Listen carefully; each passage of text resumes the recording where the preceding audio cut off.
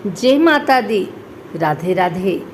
आइए सुनते हैं दुर्गा सप्तशती का 11वां अध्याय, देवताओं का देवी की स्तुति करना और देवी का देवताओं को वरदान देना।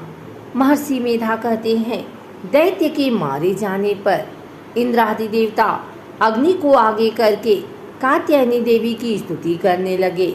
उस समय अभीष्ट की प्राप्ति के कारण उनके मुख खिले हुए थे। देवताओं ने कहा, हे शरणागतों के दुख दूर करने वाली देवी, तुम प्रसन्न हो। हे संपूर्ण जगत की माता, तुम प्रसन्न हो। विंध्येश्वरी, तुम विश्व की रक्षा करो, क्योंकि तुम इस चर और अचर की ईश्वरी हो। हे देवी, संपूर्ण जगत की आधार रूप हो, क्योंकि तुम पृथ्वी रूप में भी स्थित हो और अत्यंत पराक्रम वाली देवी हो। तुम विष्णु की शक्ति हो और विश्व की बीज परम माया हो, और तुमने ही संपूर्ण जगत को मोहित कर रखा है। तुम्हारे प्रसन्न होने पर ही यह पृथ्वी मोक्ष को प्राप्त होती है। हे देवी, संपूर्ण विद्याएं तुम्हारे ही भिन्न भिन्न स्वरूप हैं। इस जगत में जितनी स्त्रियां हैं वह सब तुम्हारी ही मूर्तियां हैं। एकमात्र तुमने ही इस जगत को व्याप्त कर रखा है। तुम्हारी स्तुति किस प्रकार हो सकती है, क्योंकि तुम परम बुद्धि रूप हो और संपूर्ण प्राणी रूप, स्वर और मुक्ति देने वाली हो। अतः इसी रूप में तुम्हारी स्तुति की गई है। तुम्हारी स्तुति के लिए इससे बढ़कर और क्या युक्तियाँ हो सकती हैं। संपूर्ण जनों के हृदय में बुद्धि रूप होकर निवास करने वाली, स्वर्ग तथा मोक्ष प्रदान करने वाली, हे नारायणी देवी, तुमको नमस्कार है।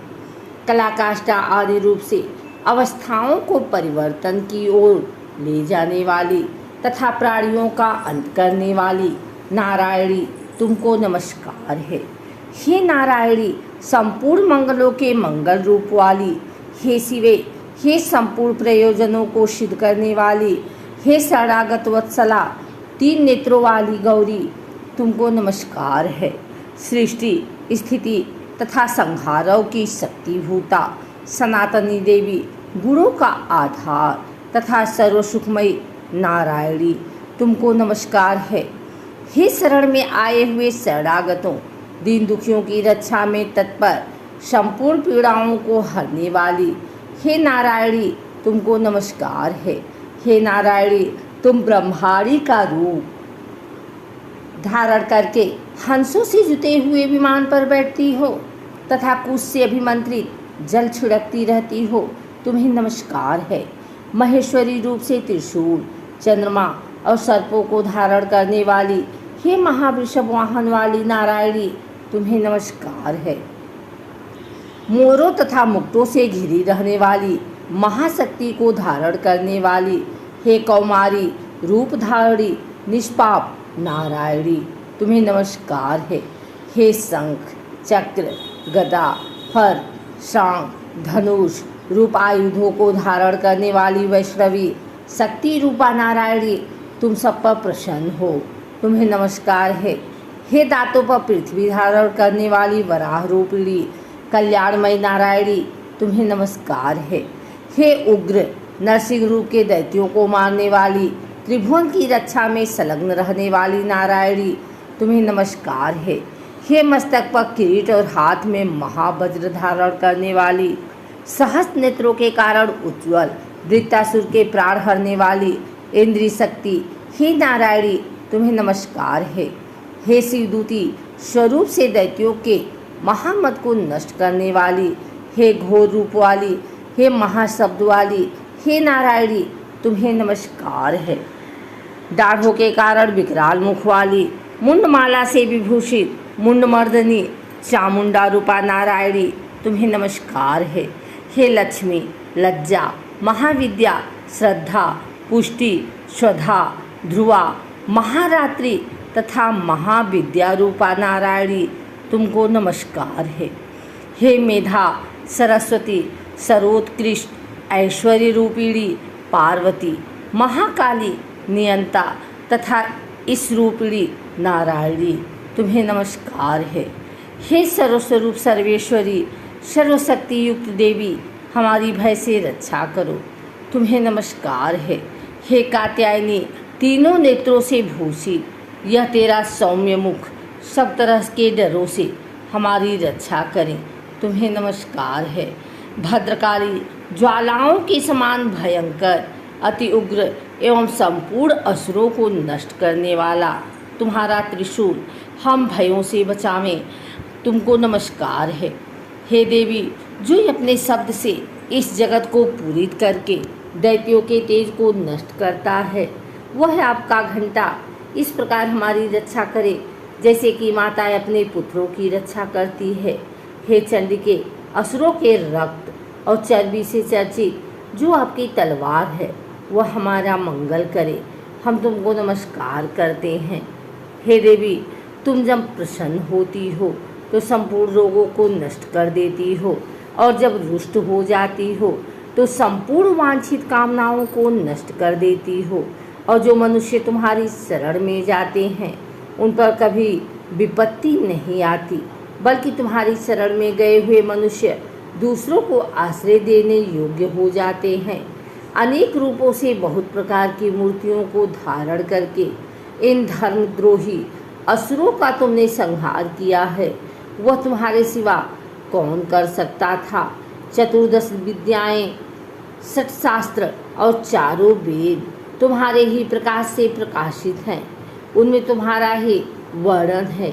और जहाँ राक्षस, विषैले, सर्प, शत्रुगण हैं, वहाँ और समुद्र के बीच में भी तुम साथ रहकर इस विश्व की रक्षा करती हो। हे विश्वेश्वरी, तुम विश्व का पालन करने वाली विश्वरूपा हो, इसलिए संपूर्ण जगत को धारण करती हो। इसीलिए ब्रह्मा, विष्णु, महेश की भी वंदनीय हो। जो भक्ति पूर्वक तुमको नमस्कार करते हैं वह विश्व को आश्रय देने वाले बन जाते हैं।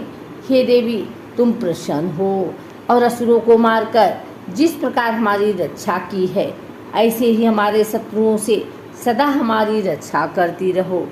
संपूर्ण जगत के पाप नष्ट कर दो और पापों तथा उनके फलस्वरूप होने वाली महामारी आदि बड़े बड़े उपद्रवों को शीघ्र ही दूर कर दो। विश्व की पीड़ा को हरने वाली देवी, शरण में पड़े हुए पर प्रसन्न हो। त्रिलोकी निवासियों की पूजनीय परमेश्वरी, हम लोगों को वरदान दो। देवी ने कहा, हे देवताओं, मैं तुमको वर देने को तैयार हूँ। आपकी जैसी इच्छा हो वैसा वर मांग लो, मैं तुमको दूंगी। देवताओं ने कहा, हे सर्वेश्वरी, त्रिलोकी की निवासियों की समस्त पीड़ाओं को तुम इसी प्रकार हरती रहो और हमारे शत्रुओं की इसी प्रकार नष्ट करती रहो। देवी ने कहा, वह वैवस्वत मनवंतर के 28वें युग में 2 और महाअसुर शुंभ और निशुंभ उत्पन्न होंगे। उस समय मैं नंदगोप के घर से, यशोदा के गर्भ से उत्पन्न होकर विंध्याचल पर्वत पर शुंभ और निशुंभ का संहार करूंगी। फिर अत्यंत भयंकर रूप से पृथ्वी पर अवतीर्ण होकर मैं वैप्रचित नामक दानवों का नाश करूंगी। उन भयंकर महाअसुरों को भक्षण करते समय मेरे दांत अनार पुष्प के समान लाल होंगे। इसके पश्चात स्वर्ग में देवता और पृथ्वी पर मनुष्य मेरी स्तुति करते हुए मुझे रक्तदंतिका कहेंगे। फिर जब 100 वर्षों तक वर्षा न होगी तो मैं ऋषियों की स्तुति करने पर आयोनिज नाम से प्रकट होंगी और अपने 100 नेत्रों से ऋषियों की ओर देखूंगी। अतः मनुष्य शताक्षी नाम से मेरा कीर्तन करेंगे। उसी समय मैं अपने शरीर से उत्पन्न हुए प्राणों की रक्षा करने वाले शाकों द्वारा सब प्राणियों का पालन करूंगी और तब इस पृथ्वी पर शाकंभरी के नाम से विख्यात होंगी। और इसी अवतार में मैं दुर्ग नामक महाअसुर का वध करूंगी और इससे मैं दुर्गा देवी के नाम से प्रसिद्ध होंगी। इसके पश्चात जब मैं भयानक रूप धारण करके हिमालय निवासी ऋषियों महर्षियों की रक्षा करूंगी, तब भीमा देवी के नाम से मेरी ख्याति होगी। और जब फिर अरुण नामक असुर तीनों लोकों को पीड़ित करेगा, तब मैं असंख्य भ्रमरों का रूप धारण करके उस महादैत्य का वध करूंगी। तब स्वर्ग में देवता और मृत्युलोक में मनुष्य मेरी स्तुति करते हुए मुझे भ्रामरी नाम से पुकारेंगे।